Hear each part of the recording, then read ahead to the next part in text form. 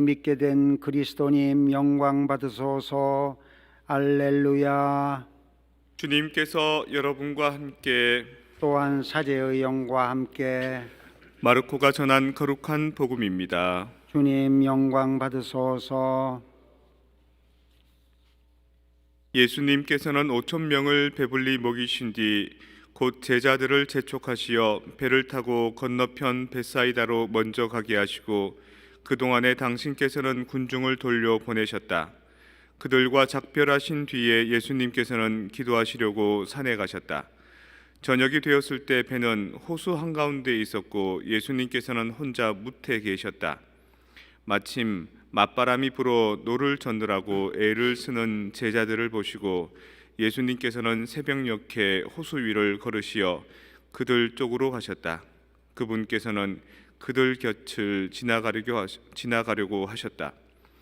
제자들은 예수님께서 호수 위를 걸으시는 것을 보고 유령인 줄로 생각하여 비명을 질렀다. 모두 그분을 보고 겁에 질렸던 것이다. 예수님께서는 곧 그들에게 말씀하셨다. 용기를 내어라, 나다. 두려워하지 마라. 그리고 나서 그들이 탄 배에 오르시니 바람이 멎었다. 그들은 너무 놀라 넋을 잃었다. 그들은 빵의 기적을 깨닫지 못하고 오히려 마음이 완고해졌던 것이다. 주님의 말씀입니다.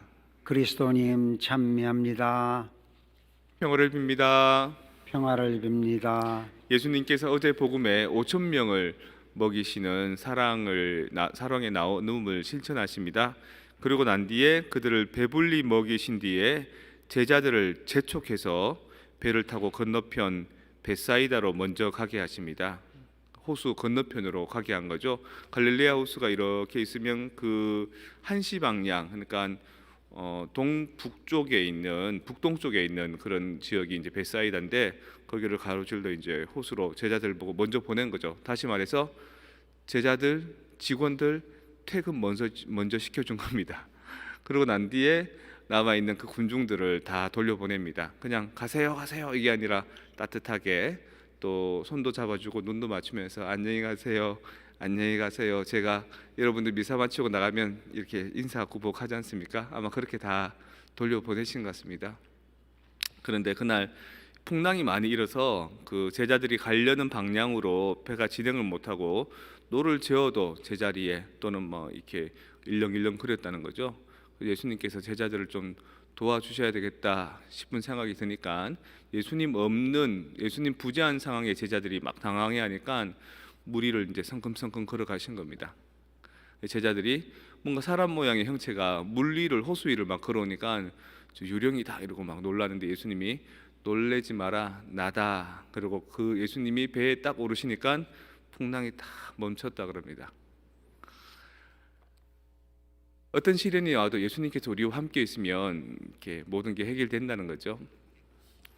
이걸 일컬어서 한마디로 요약하면 사목이라고 합니다. 그래서 목자가 양떼를 돌보는 것처럼 사목자가 교우들을 돌보는 마음입니다. 여기에는 어떤 마음이 담겨 있냐면 먼저 자기와 함께 일을 하는 제자들, 자기가 함께 일하는 직원들을 먼저 쉬게 합니다. 먼저 보냅니다. 그리고 자기가 일일이 그 자기를 따르는 사람들, 교우들을 일일이 인사하고 환대하고 손잡아주고 안아주고 이러면서 다 보내는 겁니다. 그리고 난 뒤에 자기가 없는 틈에 생기는 문제들을 또 쫓아가서 해결을 하는 겁니다. 이게 성소입니다. 거룩한 부르심. 우리는 거룩한 부르심을 받은 사람들이 수도자로서 성직자로서 살 때 사람들의 존경만 받고 기도만 하고 사는 줄 알았는데 그게 아니라 모든 곳에서 가장 작은 자가 되어서 그들의 필요한 것들을 먼저 발을 걷어붙이고 손을 걷어붙이고 해내야 되는 겁니다. 본당에서 제가 밥을 직접 짓고 청소를 직접 하고 수녀님이 정리전동하고 이런 것처럼 많은 본당 신부님들은 권위를 중요하게 생각합니다. 사제로서의 권위, 또 성직자로서의 권위, 그게 없으면 교우들과의 관계에서 아웅다웅하게 되고 똑같은 수평 관계에서 너무 이렇게 본당이 혼란스럽기 때문에 권위를 많이 내세웁니다. 근데 그렇게 애헴하는 권위는 절대 오래 가지 못합니다. 그 신부님 앞에서는 예 신부님 그리고 말을 듣더라도 뒤로 돌아가서는 저 신부님 때문에 힘들다는 얘기가 나옵니다. 진짜 권위는 어디서 생기냐면 예수님처럼 지하자들을 먼저 보내고 자기가 뒷정리하고 사람들 일일이 한 데에서 다 보내고 난 뒤에 그런 다음에도 자기가 필요한 곳에 또 달려가는 그것, 그렇게 살면 지칠 수밖에 없는 겁니다. 그렇게 살았기 때문에 3년밖에 공생활을 못 하셨던 거죠. 저도 그래서 여기 임기가 4년이기 때문에 지금 이렇게 막 달릴 수 있는 겁니다. 그래서 평생을 살아라면 못할 것이기 때문에, 하지만 주어진 시간만큼 내가 오래 10년, 20년, 30년 여기 있어서 좋은 게 아니라 짧게 있더라도 질적으로 열절하게 하느님의 뜻에 맞게 목숨을 다해서 살아갈 때 우리는 서로를 살피고 서로에게 도움이 되는 존재가 된다고 봅니다. 오늘 미국 사회에서는, 미국 교회에서는 의무 기념일로 지내는 게 성 존 노이만 주교님의 그 기념일을 지냅니다. 원래 이분은 체코 출신입니다. 근데 체코가 그 당시에 성직자가 되게 많았답니다. 그래서 더 이상 성직자를 뽑을 필요가 없어서 성소가 있는데 사제 서품을 받고 싶은데 받지 못했던 이 존 노이만 주교님이 미국으로 오십니다. 미국에 오셔서 신학교에 들어오시고 거기서 서품 받으시고요.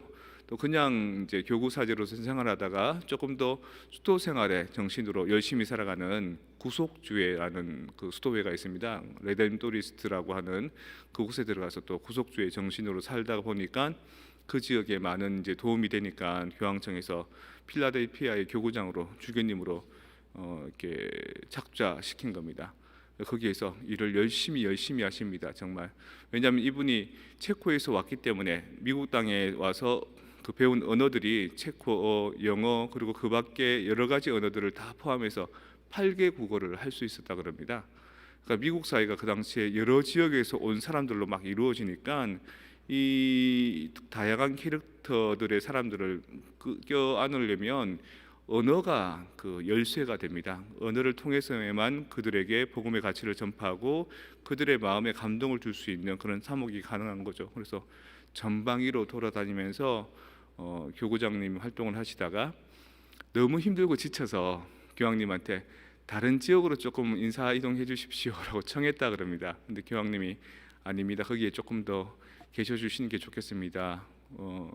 주교님 말고는 다른 분은 적당하지 않습니다. 그래서 그 말에 순명하고 살다가 어딘가 길을 가다가 갑자기 심장마비가 와서 돌아가셨다 그럽니다.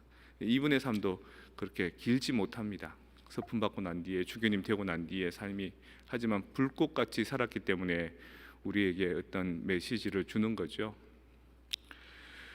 성소의 꿈, 우리 아이들이, 우리 손주가, 우리 주변의 사람이 신부님이 되었으면 좋겠다, 수사님이 되었으면 좋겠다, 성소를 받았으면 좋겠다라고 하는데 그 길이 어떤 길이냐면요, 예수님처럼 설거지하고 청소하고 사람들 다 먹이고 제자들을 먼저 보내고 그런 다음에 허덕대면서 살아가는 삶을 살게 하는 게 성소입니다. 나중에는 그러고 난 뒤에도 피땀 흘려야 되고요, 십자가에 못 박혀야 되고, 또 이 노이만 신부님처럼, 노이만 주교님처럼 그야말로 힘들고 어렵고 이 일을 그만 맡고 싶다라고 해도 교회의 요청에 따라서 목숨을 다해서 살아야 되는 게 성소입니다. 근데 그 길에 여러분들의 자녀들을 보내야 되는 겁니다. 괜찮을까요? 근데 이 일을 해보면 제 경험으로는 힘은 들지만 내가 다른 삶을 살면은 이보다 더 의미 있는 삶은 못 살 것 같습니다. 세상 사람들은 내가 착하게 살고 싶어도 내가 속해 있는 직장, 내가 속해 있는 사회가 어느 정도 요령을 좀 피워야 되고요, 어느 정도 남한테 당하지 않기 위해서 나도 공격적이 돼야 되고, 어느 정도 장사할 때는 이익을 남기기 위해서 뭐 불가피하게 거짓말도 좀 해야 됩니다. 그러니까 조직에 물들어서 그 조직의 운영 때문에 내가 부속이 되어서 어쩔 수 없이 죄 짓는 조건이 되거든요. 근데 저 같은 경우는 착하게만 살면 됩니다. 바르게만 살면 됩니다. 기도하고 거룩하게만 살면 됩니다. 그렇게 못 살아서 문제지 아무도 그렇게 사는데 방해하는 사람이 없습니다. 그러니까 이 삶은 때로는 허덕대고 예수님처럼, 노이만 주교님처럼 살다가 일찍 단명할 수도 있지만 길게 살기 위해 사는 삶이 아니라 짧게 살더라도 불꽃같이 살다가 하느님께 봉헌된 삶을 사는 것, 그리고 그것이 세상의 등불이 되어서 사람들로 하여금 귀감이 되는 삶을 살아야 하는 삶인 겁니다. 때로는 자식도 없고 아내나 남편도 없고 또 나에게 주어진 재물도 없지만 그건 모두 필요 없고 하느님과 나와의 교감을 통해서 살아가야 되는 삶, 쉽지 않지요. 내면의 삶, 영성의 삶에 눈을 뜨지 않으면 자꾸 물질적인 삶이나 현세 이익의 삶에 이렇게 눈이 멀게 되고, 그러다 보면 내가 신분지, 내가 수도자인지, 아니면 내가 세상에 그냥 살아가는 어떤 세속적인 사람인지가 구분이 안 되기 시작하면 이 삶이 참 불행해집니다. 다른 사람들도 아유 이러고 손가락질하게 되고요. 소금이 짠맛을 잃으면 어디에 쓰겠습니까? 자갈은 차라리 길바닥에 뿌려 넣으면 사람들이 밟고 다닐 수 있는 어떤 포장길이 되지만, 소금은 그래봐야 아무 소용 없죠. 쩍쩍 달라붙기나 하고. 등불이 높은데 이렇게 올려지지 않으면 무슨 소용이 있겠습니까? 등불 켜놓고 이 그릇으로 덮어두면 아무 소용 없죠. 그러니까 사람들한테 비추이는 것은 나를 태워서 나를 녹여야 되는 삶이고, 사람들에게 정말 삶의 진미를 느끼게 하는 것은 나를 녹여서 소금이 맛있는 그런 맛깔스러운 세상의 조화를 줘야 되는 겁니다. 근데 제가 살아보니까 가볍고 쉽지는 않지만 참 의미 있고 보람됩니다. 그래서 이 길 여러분들 갈 수 있는 사람들 많이 격려해 주시고 기도해 주시고 도와주십시오. 그리고 이미 여러분처럼 가정생활을 이루신 분들은 어떻게 살아야 되느냐, 제속 프란치스코 회원들처럼, 또는 꼭 제속 프란치스코가 아니라도 제속 깔멜 아니면 제속에 있으면서도 열심히 살아가는 그런 삶의 태도대로 그렇게 여러분들의 삶의 길이 또 있습니다. 주부가 음식 안 하고 빨래 안 하고 청소 안 하고 맨날 묵주만 잡고 기대하면 어떻게 될까요? 그 집안은 불화밖에 안 생깁니다. 맨날 성당 가서 산다 그러고 집도 더럽다 그러고 애들도 안 돌본다 그러고 맨날 남편하고 아내하고 싸우게 되는 거죠. 남편이 직장생활 안 하고 성당에 와서 계속 성당 일만 돕고 봉사하고 그러면 또 어떻게 될까요? 그 가정은 생계 유지도 힘들어질 겁니다. 그래서 여러분 각자의 삶의 자리에 맞게 하느님이 불러주신 그 사명을 사는 것, 그게 거룩한 삶을 사는 성소가 될 것입니다. 그래서 결혼 생활 안에서도 성소가 있고, 이 수도 생활이나 사제 생활 안에서도 성소가 있고, 그 길을 향해서 우리 자라나는 아이들뿐만 아니라 여러분들도 나의 성소는 무엇일까?